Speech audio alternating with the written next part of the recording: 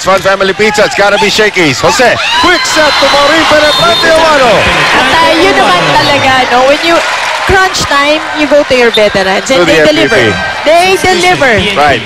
Labrador back in. Mia sits down. More speed up front para sa PNP. 2 puntos na kailangan ng Power Spikers to get their very first win in the Shakey's V-League Open. Marciano. Molina again. Molina off the block. Ito naman sa kabila, relying on Molina. Wala na sa harapan si Molina. Ito na, yung kanyang kabiyak.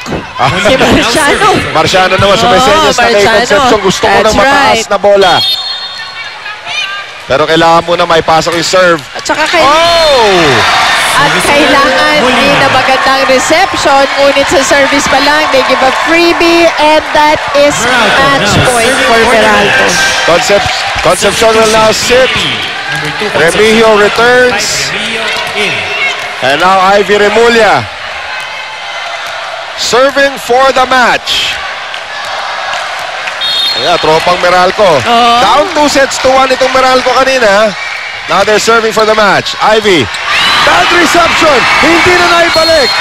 And a service ace by Ivy Remulla ends it 15-9. Pero bago lahat, what a showing by PNP. Ay nako partner, sigurado maraming ginulat ang PNP and they gained a lot of respect just on their first game. And you can see Boss Al Panlilio standing up with a thumbs up.